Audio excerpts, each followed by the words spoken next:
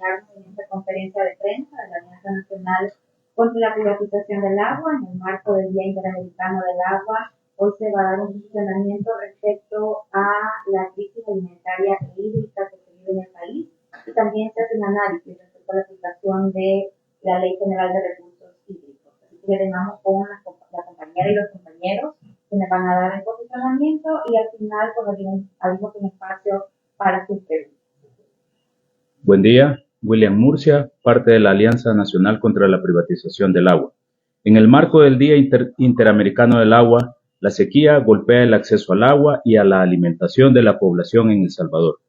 Cada primer fin de semana de octubre se conmemora el Día Interamericano del Agua, que nos recuerda la necesidad de realizar todas las acciones necesarias para garantizar el derecho humano al agua a la población, y es por ello que el Estado debe realizar todas las acciones para suministrar agua suficiente, de calidad y con un costo justo y equitativo. El acceso al agua es en esta región del mundo, América Latina, un problema de justicia económica, pues es la región con más reserva de agua dulce y con una población menos numerosa que en otras regiones con menos agua. Este año se denomina el Día Interamericano del Agua, derechos humanos y gobernabilidad, elementos de la concertación social. A pesar que el derecho humano al agua fue reconocido en el año 2010 por las Naciones Unidas, en El Salvador fue consignado en diciembre del año 2021 en la Ley General de Recursos Hídricos. Sin embargo, a casi 2 años de aprobada y con más de un año de vigencia, la crisis del agua continúa avanzando en El Salvador y el derecho humano al agua continúa sin ser garantizado, situación que se ha agravado este año por el impacto del fenómeno El Niño, que genera una sequía y como consecuencia una reducción de los mantos acuíferos. Y además, este fenómeno climático genera una disminución en la producción nacional de alimentos, que agrava los riesgos de hambruna y se suma a la crisis inflacionaria y de escasez de alimentos que El Salvador enfrenta.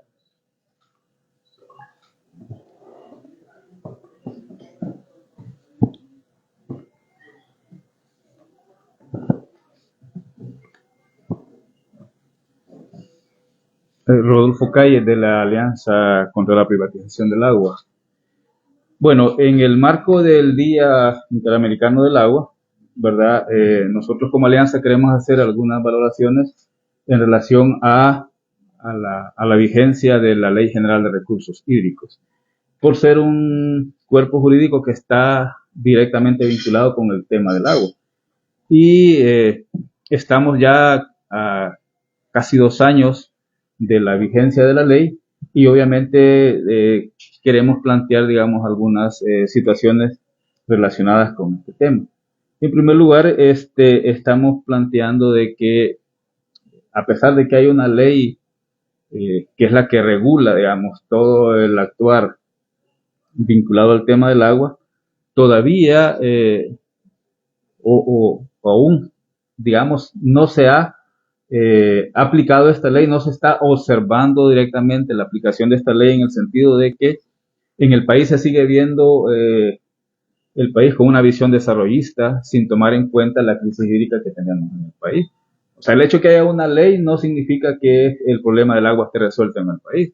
Y obviamente esa es la preocupación. O sea, si hay un marco jurídico es para que se aplique y que obviamente esto contribuya a resolver los problemas de la crisis que tenemos. Eso no ha pasado porque en el actual gobierno todavía se sigue teniendo la visión desarrollista y obviamente lo que se está haciendo ahora es facilitando más la aprobación de permisos para proyectos de desarrollo que van vinculados directamente o al consumo del agua o a la, digamos, agudización de la crisis, porque los proyectos de desarrollo que se están aprobando están ubicados en aquellas zonas donde deberíamos de estarlas protegiendo en este momento. Entonces eso está directamente relacionado con el tema del agua.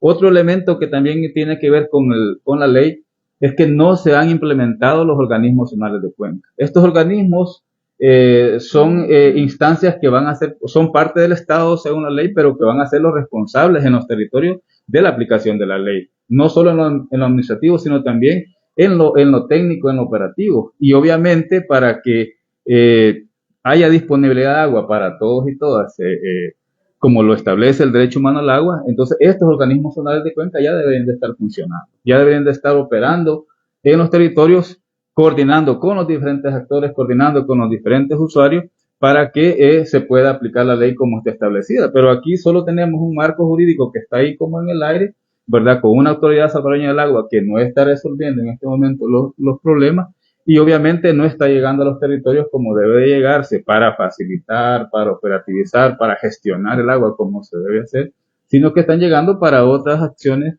más legales que tienen que ver con la ley, pero que no son la prioridad en este momento. Entonces eso también consideramos que es importante que se tome en cuenta de que estos organismos zonales de cuenca no van a ser solo vigilantes o sancionadores, sino que también son facilitadores de la gestión de recursos hídricos. Tampoco se ha considerado hasta este momento la participación de la sociedad civil en la estructura de conducción de la Autoridad Salvadoreña del Agua. No hay representatividad de la sociedad civil, a pesar de que la ley establece que debe haber un miembro o miembro de la sociedad civil, ¿verdad?, para conformar la estructura de dirección que la ley establece. Eso tampoco ha sucedido a 2 años ya de la implementación de la ley, ¿verdad? Y nosotros consideramos que eso es importante porque también esto ayuda a monitorear, ayuda a vigilar, a fiscalizar también el papel de los otros entes que están dentro de la estructura de la ley. Y obviamente también le hace falta a la ley, digamos, un mecanismo que facilite la gestión integral de recursos hídricos. O sea, no es solo la aplicación de la ley, también hay que, aparte de que haya un marco jurídico, debe haber otro tipo de acciones y otro tipo de condiciones en los territorios para que se pueda gestionar el agua. O sea, es responsabilidad del Estado garantizar el derecho humano al agua, pero también hay otros actores y sectores dentro del país que son responsables de la buena gestión del agua. Y ahí están las juntas de agua, ahí están los productores, ahí están las empresas privadas, etcétera, ¿verdad? Que son parte también de estos mecanismos, ¿verdad?, que se deben de integrar a la brevedad, y obviamente eso también lo estamos nosotros planteando que como una carencia a 2 años de vigencia de la ley.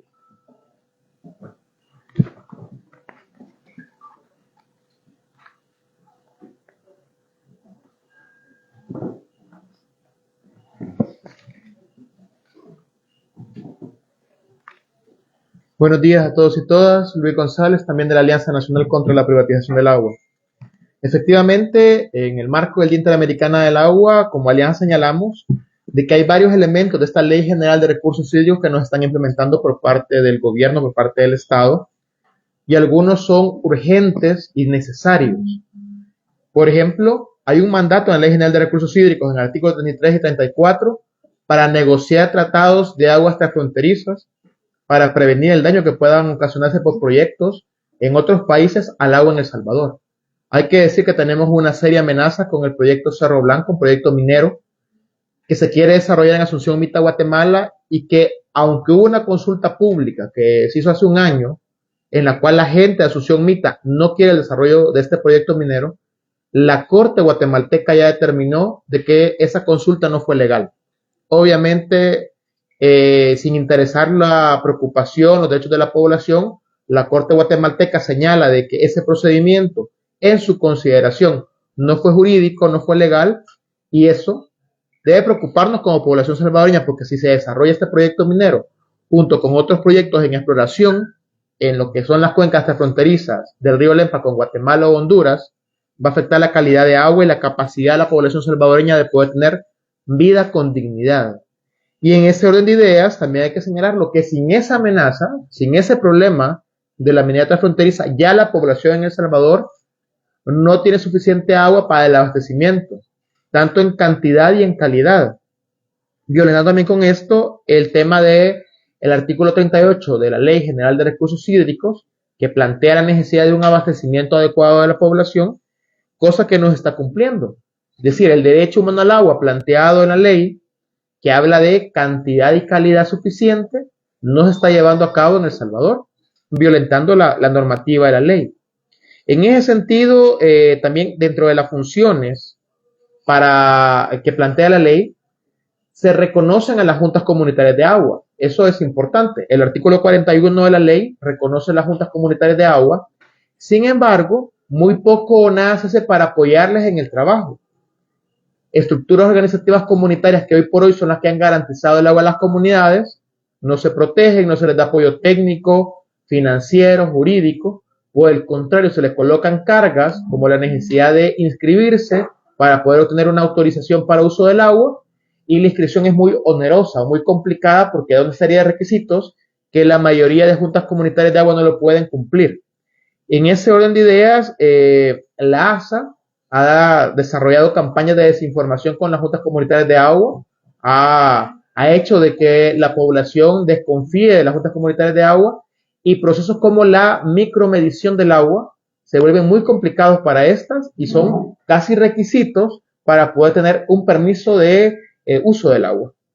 También en ese sentido, la ASA no ha cumplido con el artículo 52 de la Ley General de Recursos Hídricos, que tiene que ver con un informe anual de cómo se encuentra la situación o el estado hídrico en el país.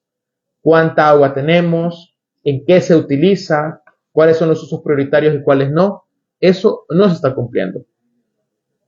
Por último, también hay que señalar de que es necesario, para poder dar autorizaciones para el uso del agua, cumplir ciertos requisitos que también establece la ley. El artículo 65 establece cuál es el caudal ambiental, es decir, cuánto es lo que se tiene que dejar de agua en el río, en el ecosistema, para poder mantener el ambiente. Esto no va a ser igual de cuenca a cuenca, puede cambiar partiendo de ciertas particularidades en biodiversidad, en tipo de suelo, pues eso tampoco se ha determinado. Sin embargo, ya se han empezado a dar autorizaciones para uso del agua, incluso han habido quejas por parte de las comunidades porque sienten que su acceso al agua se va a ver afectado por ese tipo de autorizaciones. Los que hemos mencionado son algunos ejemplos. Sin embargo, hay que señalar que hay muchos más elementos de la Ley General de Recursos Hídricos que a casi 2 años de vigencia no se están cumpliendo, y por tanto se mantiene la crisis del agua en El Salvador.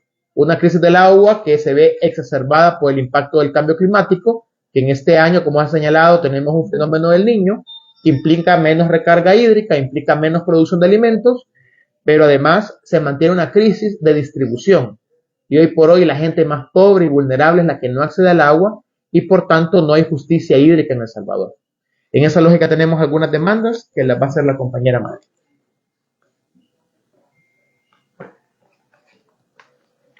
Muchas gracias, Amalia López, de la Alianza Nacional contra la Privatización del Agua.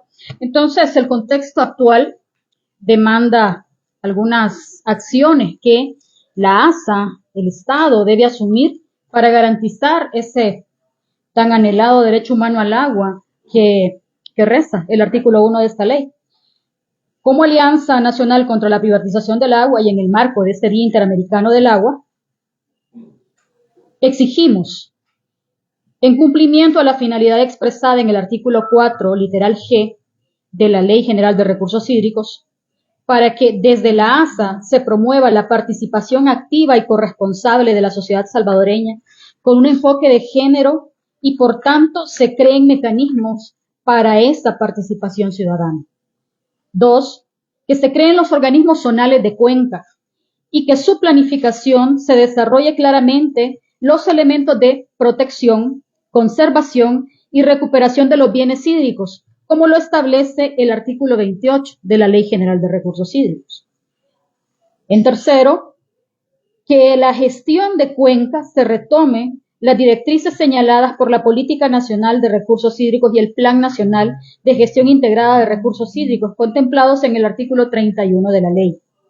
Que el derecho humano al agua, como cuarto, reconocido en el artículo 1 de la ley, sea desarrollado con todos los elementos que lo componen relacionados a la disponibilidad, a la calidad, a la accesibilidad, y en este último elemento tomar en cuenta la accesibilidad física, la accesibilidad económica y la no discriminación, el acceso a la información, como lo desarrolla el Comité de Derechos Económicos, Sociales y Culturales de las Naciones Unidas. Quinto, que se actualice el Reglamento Especial de Cánones de la Ley General de Recursos Hídricos y se retomen las exigencias de las juntas comunitarias de agua con relación a los cánones por uso de agua, vertidos y responsabilidades vinculadas al saneamiento. Sexto, la implementación de los contenidos y directrices de la Política Nacional de gestión integrada de recursos hídricos en la lógica de protección, conservación y defensa del medio ambiente. Y séptimo, se establezca el balance hídrico nacional, el caudal ecológico mínimo para cada una de las regiones y cuencas hidrográficas, previo al otorgamiento de cualquier permiso de uso de bienes hídricos, por una gestión pública y participativa. San Salvador, 10 de octubre de 2023. Quedamos a disposición para las preguntas. Sobre este caudal mínimo, ¿quién sería el encargado o tiene que ser compartido ese manejo y cómo se puede hacer sobre el caudal hídrico, el mínimo caudal? Vale. ¿Cómo controlarlo? ¿Quién lo tiene que hacer? La ley plantea el mandato de un sistema de información hídrica, es decir, un sistema que recopile los diferentes usos, ya sea para consumo humano doméstico, para generación hidroeléctrica, agropecuario, desde la producción de alimentos o otros usos agropecuarios, el que se utiliza para la industria, para el comercio, etc. Entonces, el tema de este sistema de información hídrico es que se maneje cuánta agua cae en el territorio por medio de lluvia, cuánta, según las condiciones del país, se infiltra y está disponible para esos diversos usos. Uno de estos usos tendría que ser el mantenimiento de ecosistemas, es decir, el agua que se va a permitir dejar en el ecosistema para los animalitos, para las plantas. Esto puede cambiar partiendo de cada una de diferentes cuencas hidrográficas, porque pueden tener más demanda de agua porque hay un área protegida y hay más animales, hay más biodiversidad, o porque el tipo de suelo y el tipo de acuíferos son más someros y más rápido se desabastecen por los diferentes usos. Entonces, eso se tiene que determinar por biólogos, por hidrólogos, por geólogos en cada uno de estas cuencas. Esto, ¿quién debería hacerlo? El Ministerio de Medio Ambiente. Es el que tiene el observatorio ambiental y que tiene toda la información técnica y científica para poder hacer esta determinación en conjunto con la Autoridad Salvadoreña del Agua, y además debería ser con participación de otros sectores, las municipalidades y ahí específicamente las unidades ambientales, la sociedad civil. ¿Y por qué planteo esto de la participación? Que también lo planteo como una de las demandas de la compañera Amalia, porque hay una cantidad de usos que no están mapeados, que muchas veces son ilegales, incluso en el marco de la vigencia de esta ley. Por ejemplo, pozos de puntera que coloca la industria cañera, que no los reporte, que pueden hacer que disminuya un acuífero. Entonces se puede hacer un cálculo partiendo de una realidad que no es así. Entonces, en la medida que haya participación de las municipalidades, de las unidades ambientales, de las juntas comunitarias de agua, se puede determinar específicamente cuáles son los usos y dejar el caudal adecuado para que un ecosistema pueda sobrevivir. Puede ser un 30%, en algunos casos puede ser un 20%, en algunos puede ser un poco más, un 40%. Y un ejemplo de esto puede ser los ecosistemas de manglar. Los manglares necesitan un equilibrio entre agua dulce y salada, y si no llega suficiente agua dulce, el manglar se seca. Pues ocurre mucho en el territorio costero marino, que el agua dulce que tiene que llegar al manglar no llega, porque hay demasiados usos en la parte alta de la cuenca, hay represas, hay extracción para regar caña de azúcar o hortalizas, y no llega suficiente agua dulce al manglar. Entonces son parte de las cosas que se tendrían que regular con esta ley y que las autoridades pues pongan manos a la obra. No sé, ¿alguna otra pregunta? Sí, podrían por favor como hablar si hay casos más específicos en El Salvador, como de comunidades que están de alguna manera sufriendo todas estas situaciones que acaban de decir respecto a la ley, es decir, si hay comunidades empobrecidas en El Salvador, por ejemplo, ¿cuáles serían, qué casos ustedes han visto sobre escasez o sobre hambruna, por ejemplo? Y la segunda pregunta es quizás datos generales sobre, por ejemplo, cuántas, si tienen idea de cuántas horas al día en promedio tienen salvadoreños en el área metropolitana acceso al agua, por ejemplo. ¿No? Datos generales sobre esa crisis hídrica en números, si tienen, por favor. Bien, los números son escasos y no son oficiales. Eso es una cosa que tenemos que saber todos y todas. Los números que tenemos son de primera mano, dados por la gente de las comunidades. Y lo que podemos es justamente en cada visita ir y palpar qué es lo que está sucediendo, ir y observar cómo la gente le está haciendo. No hay que ir muy lejos. En San Salvador Sur tenemos comunidades que reciben agua una vez cada 15 días, porque sus pozos son de mala calidad y tienen poca agua. A esta gente ANDA no le hace caso. No les ofrecen un servicio adicional. Bueno, hay nomás en San Jacinto hay una comunidad que hace años se les secó el pozo y ANDA no se hace cargo de darles agua. Tienen que comprar agua en camión cisterna, en pipa. No es extraño encontrar estos casos en El Salvador. Y es una cosa preocupante, porque la ley establece o habla de ese derecho humano, pero a nivel operativo, la Autoridad Salvadoreña del Agua, la ANDA y las otras instancias que estén involucradas no han hecho nada por resolverles el problema a las poblaciones. Entonces el número es bastante grande. Si hacemos cuentas de que en El Salvador solo el 40% de la población recibe agua de la empresa nacional que es ANDA, el otro 25% lo sirven las juntas de agua, haga número de cuánta gente está sin abastecimiento de agua por cañería en El Salvador. Entonces, en este sentido, los ejemplos son muchos. ANDA no tiene en este momento un reporte que nos diga cuántas horas al día le sirve a cada comunidad. No podemos promediarlo porque depende de la región de San Salvador en donde usted habita. Y además de depender de la región de San Salvador donde usted habita, depende también de las condiciones geográficas de su comunidad. Puede que a una comunidad, por ejemplo en San Marcos, me estén diciendo que están abasteciendo todo el municipio, pero hay zonas de San Marcos que jamás han tenido agua. Tienen la cañería, tienen el servicio de alcantarillado, pero no tienen agua. Entonces, estas son condiciones que, si queremos números reales, deberían pues, cambiarse la modalidad en que se hace, por ejemplo, la encuesta de propósitos múltiples. Se debería cambiar también la manera en que ANDA reporta a quienes les está sirviendo, porque no es solo conocer a conveniencia de la Empresa Nacional de Agua qué es lo que se está sirviendo, sino conocer la realidad de los territorios en El Salvador. Por otra parte, el asunto del riego es un asunto bien delicado, porque cuando anunciaron que no iban a cobrar canon por riego, porque estamos en una situación de crisis alimentaria en El Salvador, los mismos agricultores salieron a decir, mire, los que hacemos la comida para El Salvador, es decir, los que cultivamos maíz, los que cultivamos frijol, los que hacemos el cultivo de hortalizas y granos básicos no tenemos acceso a riego, no tenemos dinero para tener un sistema de riego, tenemos que esperar de la lluvia y que el clima sea bondadoso para no perder nuestras cosechas. Entonces, ahí hay situaciones que podemos ir al territorio y con gusto les acompaño y ver algunos de esos ejemplos de cómo la gente está haciéndole para paliar estas pérdidas, porque sin duda el clima extremo genera pérdidas y en este año hemos tenido muy especialmente condiciones bastante críticas para la gente que hace sus cultivos en el campo. Por ejemplo, está en Sonsonate, pero también en el sector de Oriente se han visto muchas afectaciones justamente por sequía. Eso pues para dar unos números nada más. Y sí, nosotros estamos totalmente conscientes que desde el principio en que luchábamos por una ley general de recursos hídricos que fuera justa, íbamos a tener la dificultad de que una ley no resuelve el problema y con esta, que sabemos que tiene sus falencias, y no está siendo aplicada adecuadamente, estamos totalmente conscientes que la crisis no tiene en este momento remedio, no tiene reversa y tampoco tiene ninguna medida paliativa desde el Estado para que se garantice el acceso y el derecho humano al agua, y mucho menos al saneamiento. ¿Cómo ven el futuro?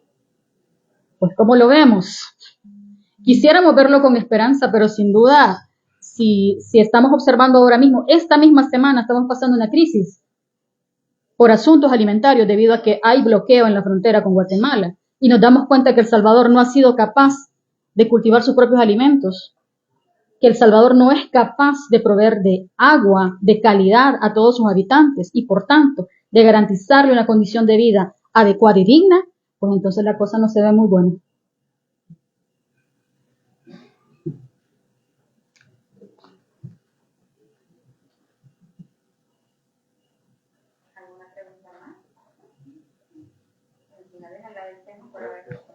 Muchas gracias. Muchas gracias.